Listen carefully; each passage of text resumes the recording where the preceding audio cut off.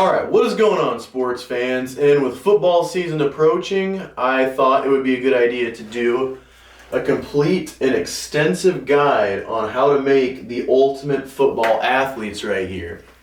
So, whether you're a young athlete trying to get in shape or an old athlete trying to get in shape for football, or a coach who is looking to implement a new training program and optimize their team's athletic performance, or a parent of an athlete trying to get your athlete in shape for the football season, or trying to get his ass off the couch and, get on the field, be a man and stop being inside all day, playing Fortnite, spending V-Bucks, being a Game Pass user, and you're just trying to get him out and toughen him up and be a man, then I have the method for you. And I also want to start by saying that this whole pyramid I've constructed can also apply to general healthy living for the populace outside of the football field. Except you would want to replace the practicing football part of the pyramid with cardiovascular endurance. That's very important. All of this pyramid can apply to every single person on the planet for the most part. Except you just want to replace the practicing football tier of the pyramid with cardiovascular endurance. That's very huge. Long traditional cardiovascular endurance is huge for mitochondrial health and heart health and longevity. But on the football field, it's not really needed, because football is done in short bursts and you get plenty of rest time, and football is probably the sport that has the largest teams out of all the sports. Deep rosters, that's what you have other guys for, that's what you have fifth strings for, is to put them in when your first strings are getting tired. So don't waste time, resources, and energy of your athletes trying to make them super endurance athletes. Instead, focus on what I've presented to you right here in this pyramid. Traditional cardiovascular endurance, the long form, like 5+ miles, your distance training, your cross country endurance, that is wasted on football. You don't need that kind of endurance whatsoever. For general health, yes, that's great.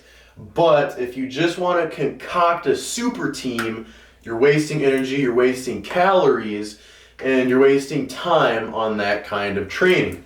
So this is not just the most optimal, but probably the most cost-efficient method of getting a football team in shape. This whole pyramid is perfectly constructed for the success of your team.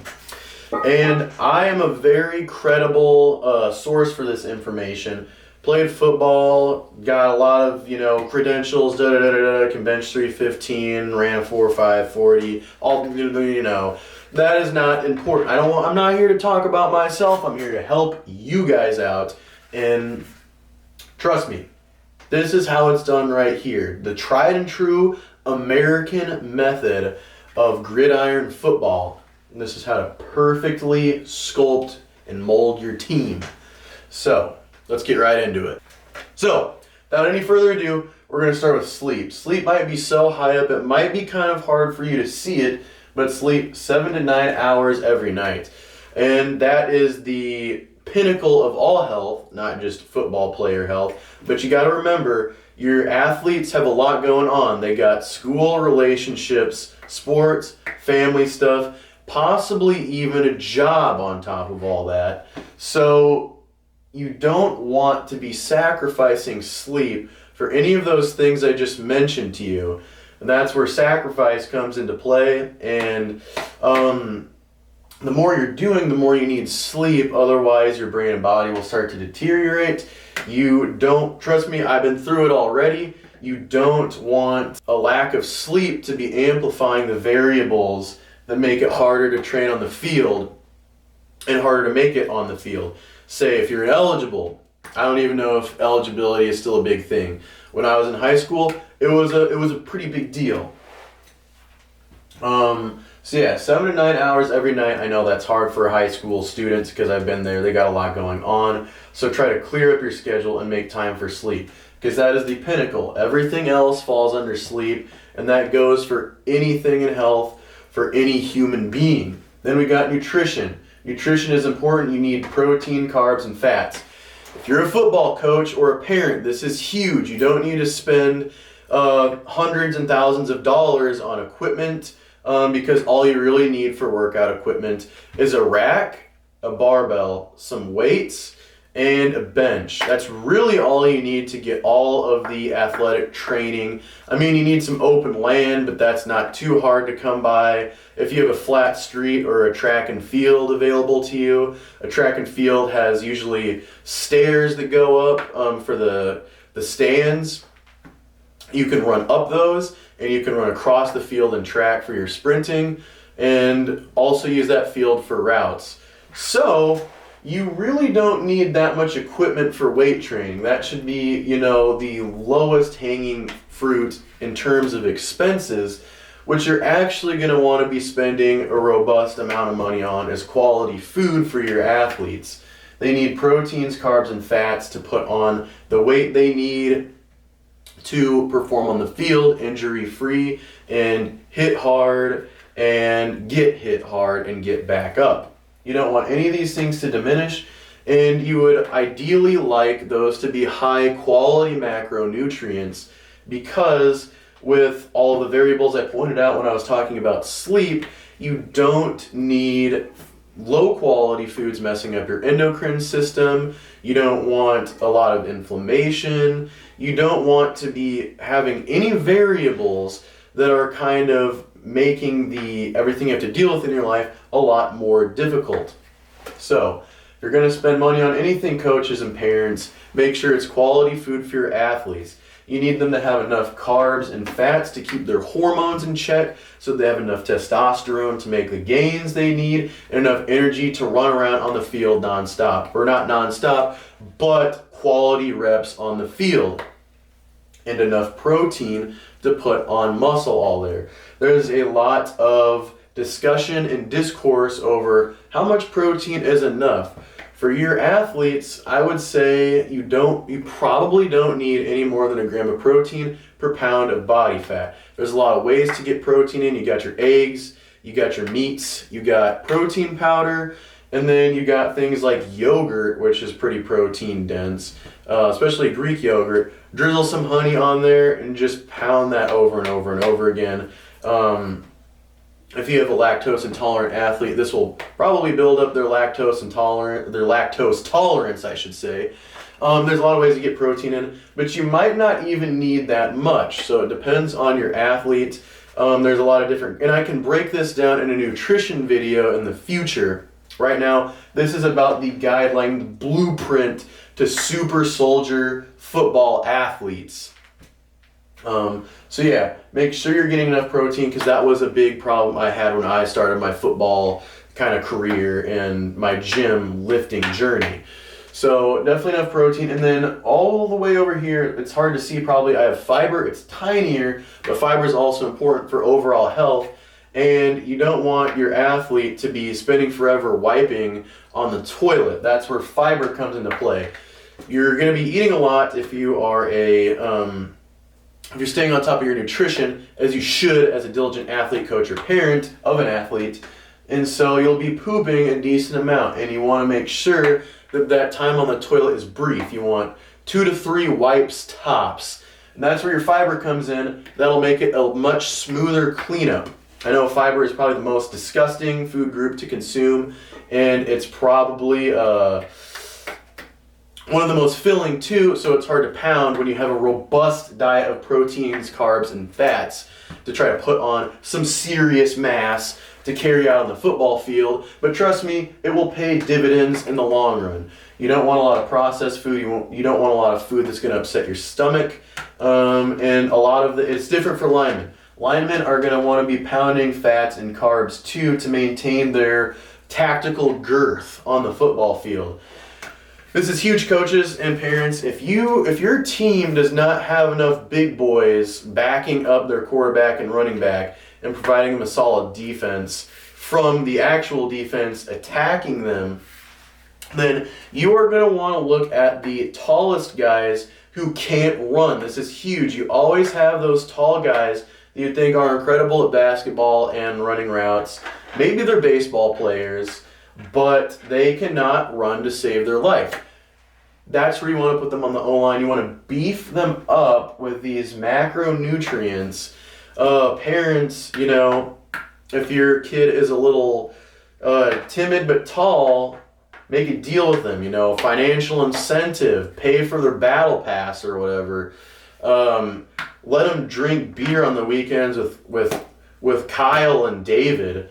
Buy them a 30-pack of a light beer, beef them up, and set them on the line.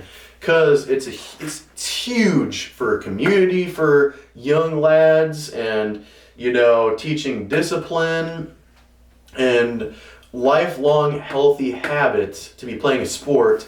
And baseball and football and Japanese sumo are the only places where you can be a girthy, big, high BMI, high calorie individual and still be praised for your athletic performance. So, any chubsters, get them on the O-line, get them weight training, following the rest of the pyramid as such. But remember, diet to get some tactical girth on those O-linemen.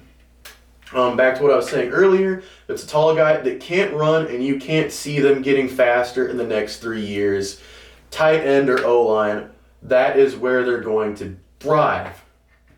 Just make sure they're strong and make sure they have good ankle and hip mobility on that line. And if they're a baseball player, make sure you put them on the side where they're going to be blocking without their pitching or hitting arm.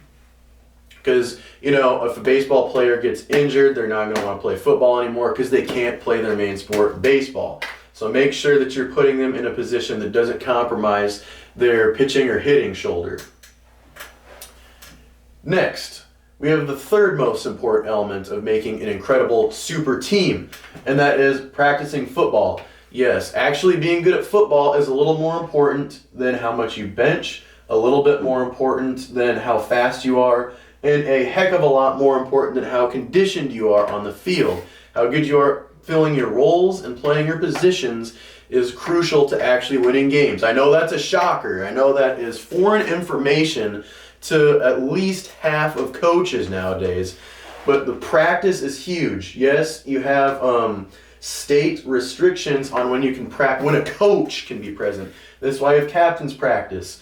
Practices led by the quarterbacks and heavy hitters of the team, the big athletes, the big leaders, because coaches can't provide a lot of insight. That's why they make a guideline for the team captains to coach in the off season during times they can.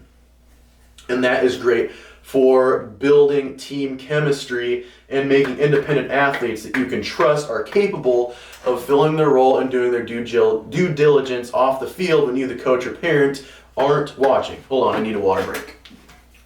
So, captains practice during the off season, and as soon as you can during the season, coaches, you are going to want to be practicing football.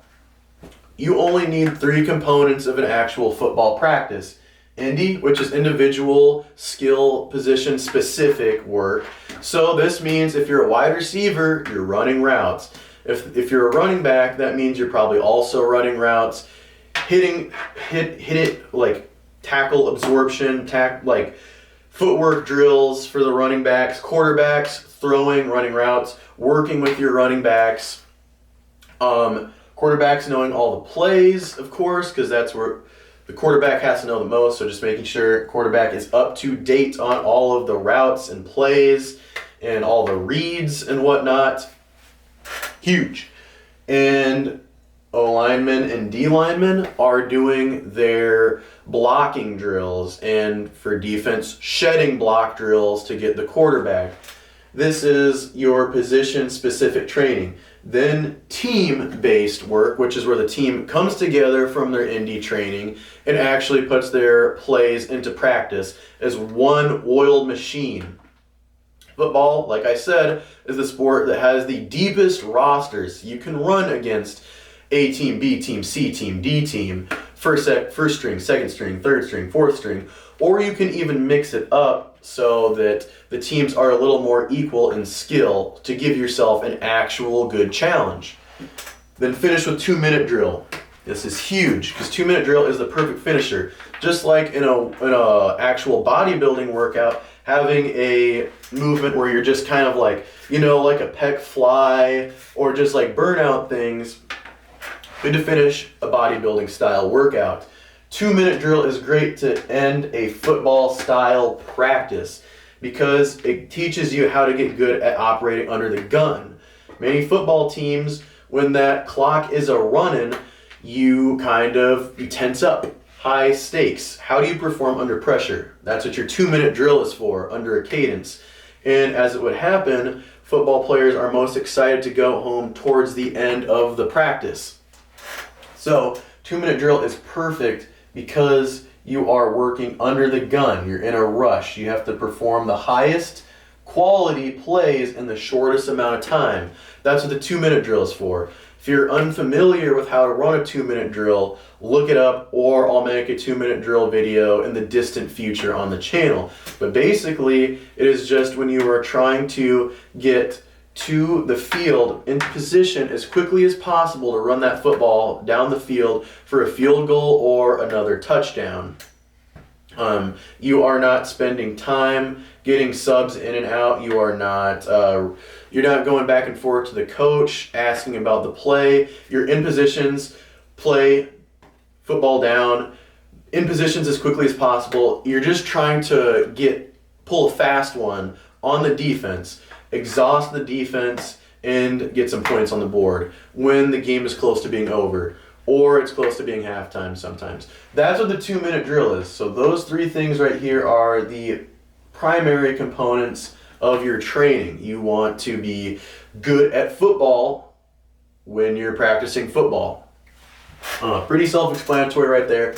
Then we have weight training. This is probably what most of you have come here for, and it is a huge component to football. And there's multiple ways to skin a cat, as they say. You can kill a couple birds with one stone, but you have to understand that while some athletes can build strength and explosiveness and robust size with a bodybuilding style program, like 3x8, 4 sets at 10, training till failure, getting pumps, bodybuilding style training methods, while there are a lot of people that can adapt to athletic purpose using that training style, there are just as many that can't, because bodybuilding is very unexplosive and it is very it's very slow and controlled. You want explosive movements out there on the football field.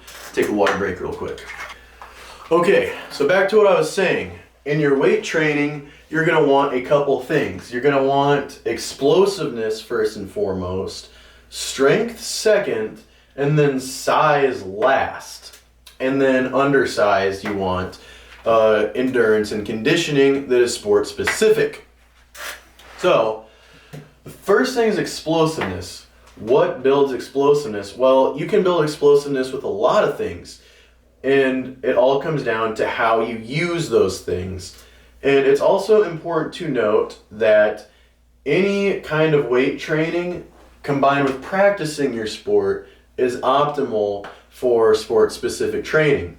So what I mean by that is if you are doing any kind of weight training and practicing your sport, that's probably going to get you better at your sport using the 2 things in tandem.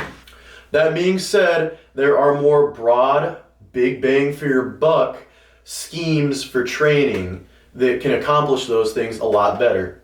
And that is 5x5 and sub-maximal heavy singles.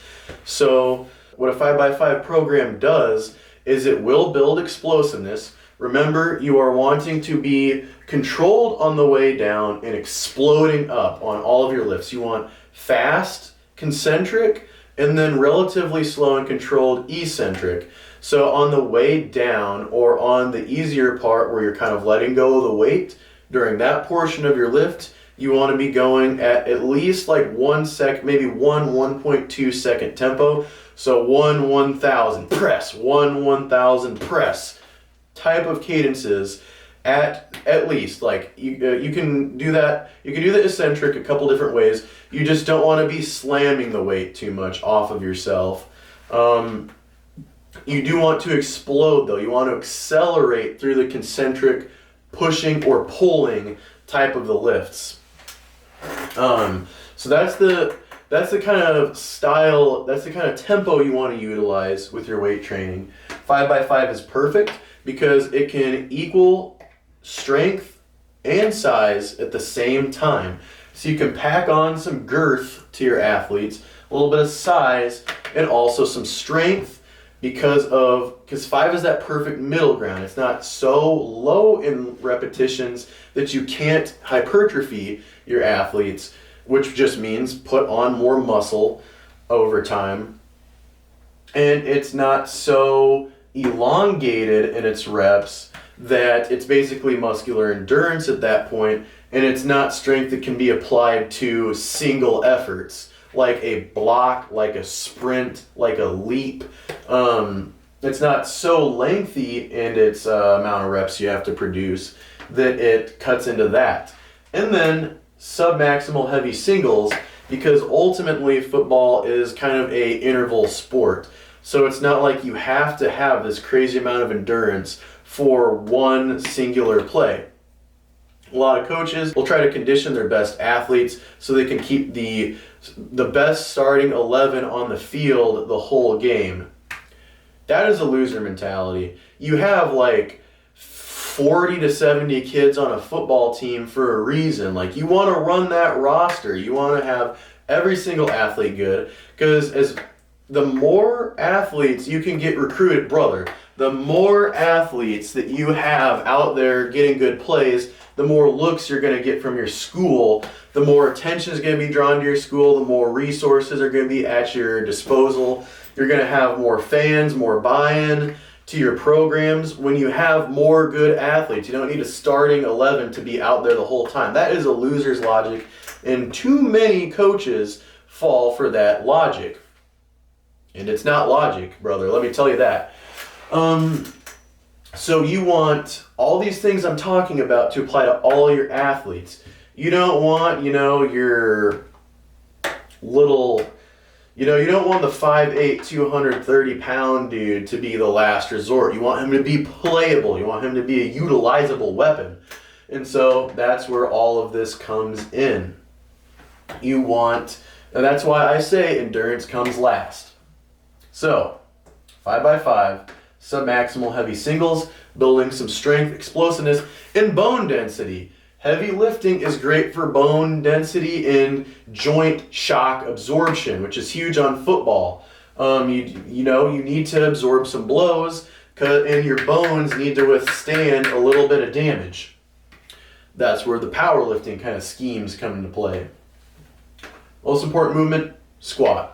Because the most used muscle group in football is your legs. Kind of goes without saying. Then bench press, because you want to be able to push off blockers or perform blocks without just caving in. Then you got deadlift, similar to squat, but you're just bulletproofing your posterior chain, which is important in every single sport, and recruiting some hamstring. Cleans, so this would be your hang cleans, your power cleans, your clean and jerks. All of those are not important. They're not as important as a lot of coaches will have them say, because they don't work on every single athlete. They're limited by grip a lot, similar to deadlift, but you can't hook grip on hang clean quite as effective. Like, it's a little more dangerous to do on hang clean. Big thing is keeping your athletes safe and injury free. So you want to be a little smarter and not try to injure them with your training styles.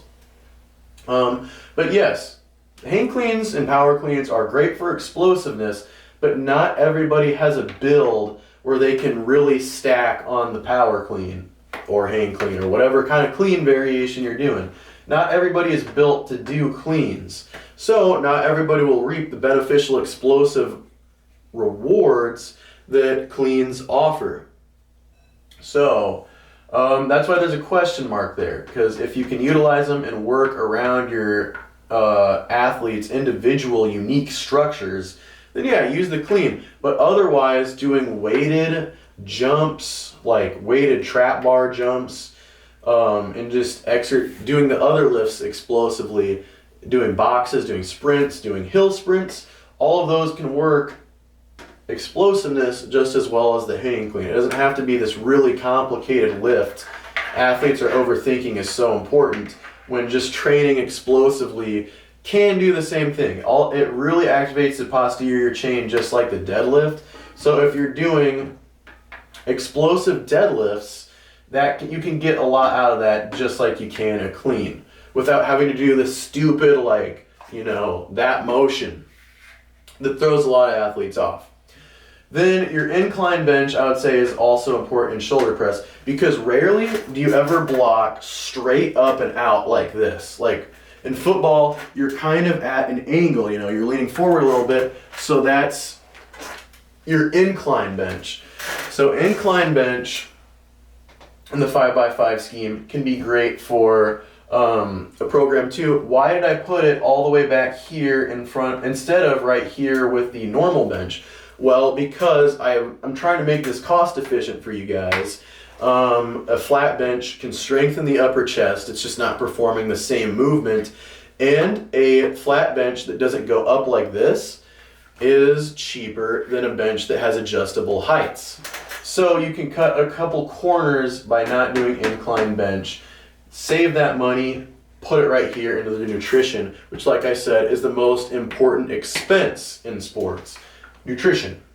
Because all you need is weights, all you need is some training and some intensity during the actual workouts. Shoulder press, same thing as bench, strengthens the pushing motion. You want big, not necessarily big, but you want strong and durable shoulders.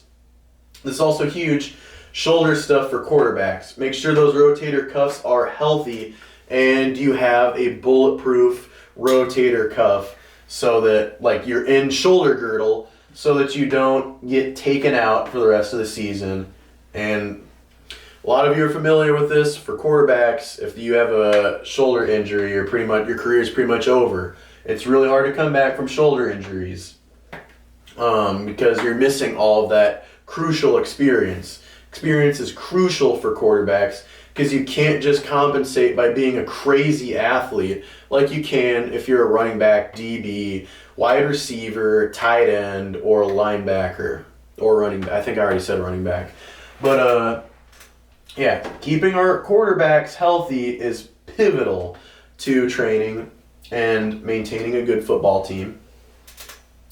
Then you got things like pull-ups and rows all the way back here, because you don't need pulling movement to be great at football, but you want your back to align your body. You don't want to have an overdeveloped front. That'll lead to injury. So while you need strength in the pushing motion, not necessarily strength in the pulling motion, you want to have a healthy back, a healthy posterior chain, and a healthy chain of muscles that perform the pulling movements, just to keep your body in line and healthy and balanced. Then we got trap bar deadlift, because it does similar things to squatting, but it's a little safer. So you can load up weight and you can do it explosively. You don't want to be doing jump-esque training with a bar on your back. That's pretty dangerous, but you can grab onto a trap bar deadlift and lift up concentrically with a little bit of hop, with a little bit of gusto to it. So it's a little safer to train explosively on the trap bar or hex bar deadlift than it is the squat. Then you got your accessory work, single leg RDLs, single arm presses, and kettlebell swings. And you want to be performing as much as you can in a staggered stance, which is kind of like a wide receiver stance, and that's because when you're on the field, a lot of you're not usually in a foot shoulder width apart, perfectly like squat ready position. That's not as practical, so that's why I got single leg stuff, single leg RDLs, maybe a little bit of pistol squats, maybe rows right here in a staggered stance, maybe shoulder presses in a staggered stance, maybe lighter weight deadlifts or trap bar deadlifts in a staggered stance, just so you're training balance and weight distribution across that 1 foot forward, 1 foot back stance. And single arm shoulder presses.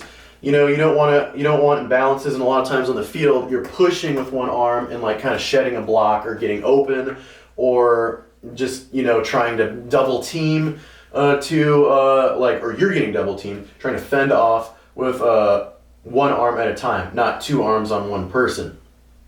That's why I got single arm presses, and kettlebell swings are good for explosiveness and your posterior chain. Now, I should say that there should be a bottom tier to this pyramid that I didn't have time to fill out, and that would go towards your stretching. Stretching's complicated. Keeping your body limber and healthy is complicated. Training is not complicated at all. It's the easiest part of this whole thing. It's really simple. Like I said, you don't need to cover a lot of expenses for equipment, but you might need to save some of that budget for people that know what they're doing in the realm of stretching and things like yoga and physical therapy type of stuff. That's what you can divert some of that budget towards. 'Cause that's pretty important, and it's not as simple as just push heavy weight with good form, probably 80 to 90% of your max for that given rep range. That's simple stuff. Then we have the 1, 2, 3, 4, 5th most important component, and that is track work, aka explosiveness. This whole section right here could just be umbrellaed as explosiveness, but I don't want to, say this is all you can do for explosiveness, because like I just said, you can weight train for explosiveness too. So those are your sprints. Don't sprint don't sprint past 400 meters. You don't need to be fast. You don't need to be fast over that long. A football field is only like 100 meters or so. Using the metric system here because a lot of your sprint training can be utilized on a track. That's why I'm using meters instead of yards and feet. Sprints, hills, which is just sprinting up a hill, obviously. Pretty easy to do and pretty good for strengthening the legs. Running backs, that's huge for. And honestly, O-linemen too. Plyometrics and jumps, so your boxes, weighted jumps, broad jumps, all that type of thing. You want athletes that are quick under the gun. No hesitating time, no staggering up, no going back to go forward. Just out of a still standing stance, just exploding forward. That kind of speed and explosiveness is what we're looking for. How fast can we get to top speed? So this can be anywhere from 20, 40, even 60-yard sprints. Jumps, as I said before, whether vertical or broad. Just making sure that your athletes are explosive. And like I said, you can train that explosiveness a little more broadly with explosive weightlifting. So that's in tandem with all this. It'll carry your weightlifting explosiveness will carry over to your track work and your speed on the field if done right. Right here, I have a little arc showing that things like agility and sleds can be utilized for both track work and explosiveness and conditioning. So you can push a sled with the intent of generating a lot of force right off the bat, or you can push a sled to make yourself more conditioned over the duration of time you're pushing the sled for, which is what the sled was pretty much used for on my football teams that I played on. But what I mean by this is if you're an O-lineman, you can use sleds to get more explosive, like blocking off the bat, or use it to block for longer. So there's multiple things sled training can do. Or agility, which is your ladders, your cone drills, basically changing direction really quickly, which is huge in football. You don't want your athletes breaking their ankles, getting juked, and being unable to accelerate off a turn. That's where agility comes into play. It's your footwork. A lot of athletes probably know the feeling of their training starting after kind of like a off season of only lifting, and they come back and they're just doing ladders and they're gassed, one, from their ladder work and their cone drills. Not just that though, but their hips are on fire and their calves are on fire and their feet are pretty sore. And that's because agility is its own kind of conditioning, and it's honestly probably the most important kind of conditioning, because you don't want to get exhausted and have your ability to take tight turns and, change direction with speed and explosiveness fast. You don't want that to diminish or go to the wayside at all in football. So that brings us to our last category here, which is conditioning, and it's the least important category by far. Because like I said, you don't need that much endurance to play football. You just need to complete one play at a time and have a deep roster of people you can sub in and out. And that's its own thing too. Practicing getting on and off the field. This comes in group packages where you have, you got your cheetah squad, hawk squad, all, coaches will know what I'm talking about, but different groupings that, know when they're supposed to be on and off the field. It's being intentional. But right here we got conditioning, and we only want to be doing interval kind of conditioning and training, because that is what football is. So sprinting, pretty much the same as right here, but it's just followed by another sprint after a very brief period of rest. You don't want non-stop running. You don't want to be doing miles as a team. You honestly don't even want to be doing half miles as a team. That's too much. It's burning too many calories that can be put towards weight training and sprint training and football practice, most importantly, because you don't want an athlete that's dragging during practice and not getting quality reps in. So you want the calories to be put towards actually important things. They only need to be in shape over a short duration and then able to get back in that top speed after very minimal rest. So sprints, 400 meters tops, sprint, rest, sprint type of training.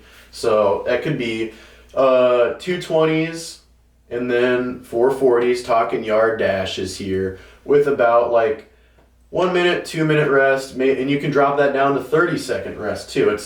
You can do a lot with your sprint. You can get creative with your conditioning here, because the track work and explosiveness can overlap and work in tandem with your conditioning, with football-specific conditioning.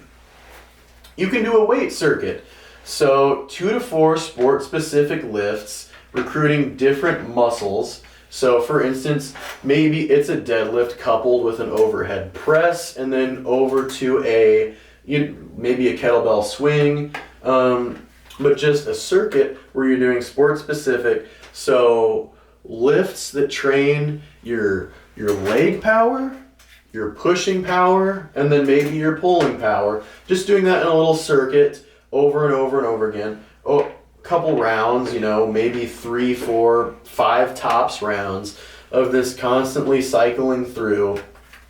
That is training your muscles for their sport-specific tasks, but also training your heart and your muscles in a way that conditions them for the field. So you're kind of killing two birds with one stone with the weight circuit training. And then lastly, we got your agility interval training, which is things like your cone drills, your ladder drills, changing direction really quickly. That is the last important component of conditioning, because you need to be able to perform agilely and then do it again in football without getting exhausted and without getting sloppy. But like I said, you don't need too much of that, because that's why there's so many players on a football team. It's not like basketball where there's probably 14 people on a roster. You have the starting 11 or 22 or somewhere in between for the players that play both sides, and then your backups. So use those backups, man. Like I said, more people on the field doing great plays just shows that you're a great coach and you're not relying on a couple, hometown hero athletes. And you don't want to get political either, because while you're appealing to people that are sucking your ass, there are just so many people that don't like you as a coach, and the political teams, they don't tend to bring home as many victories as the country boys that have a lot of O-linemen and a lot of running backs and a couple good quarterbacks that just know how to do it right. And they weight train and they practice and their nutrition is good enough. So take notes from those simple but effective teams. So before I throw you to the wolves, I figured I'd construct an outline. So not only did I give you a pyramid of what's important and how to do them, I'm also showing you how to construct what a workout will look like in the off season and on season, or what it can look like. Because you can get creative, but this is just an example.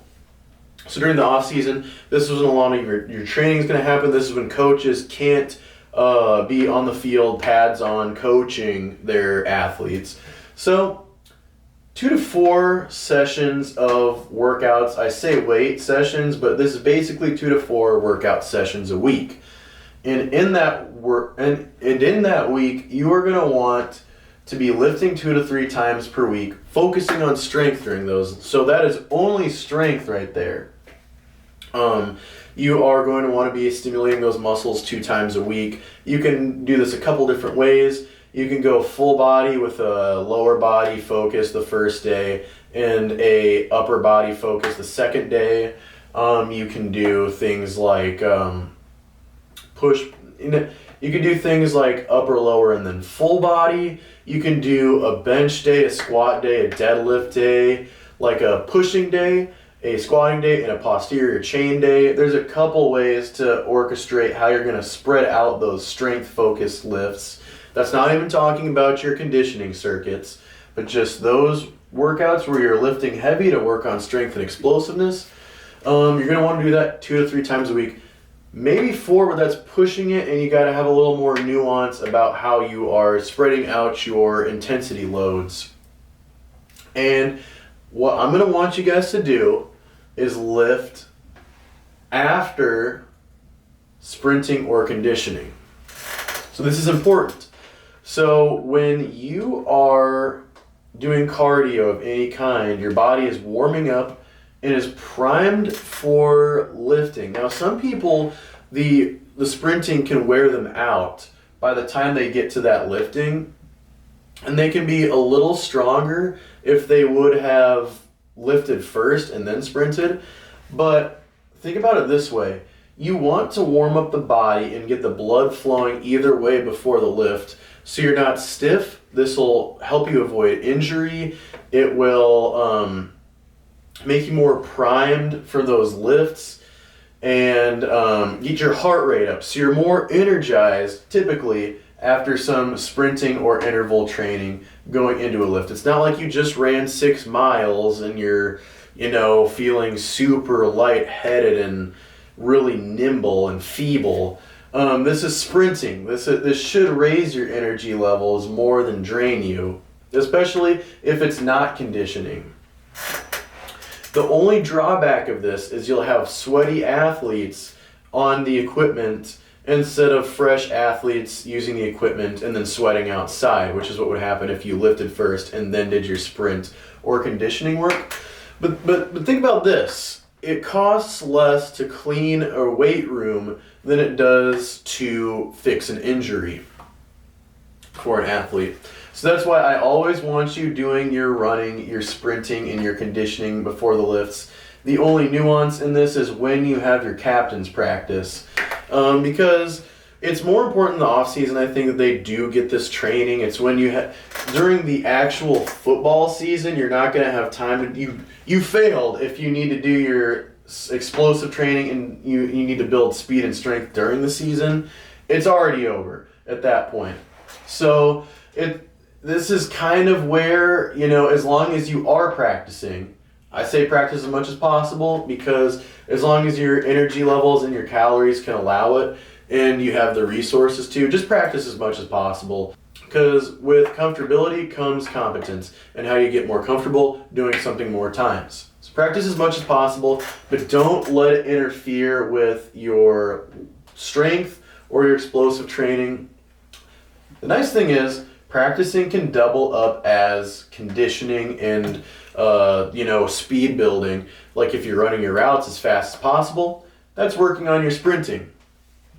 And that's why during the actual football season, sprint training is not as important. We'll get to that in a second though. So let me put it this way. It's not important that you practice more than all these other things. It's just more important that you're practicing than lifting. But you want to be lifting and sprinting and conditioning a little more than you're practicing. It's just as long as you're getting comfortable and practicing as much as you can fit into the schedule already. That's what's important.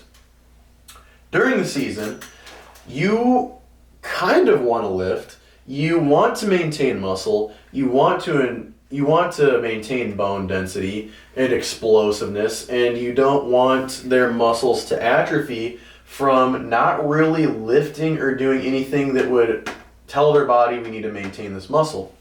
But you're not really focusing on putting on strength during the season. You don't want to be maxing out. You don't want to be, doing all of your really intense weight training. You just want to be in a maintenance kind of mindset, and you want to do maybe 2 workouts in one of the first 3 days of the week. One of my coaches in high school believed in lifting the night before the game. I don't think that works for everybody. And there might be a science behind why it works for some people, but generally everybody should be good with, priming the body and maintaining the muscle during the 2 days that follow the weekend.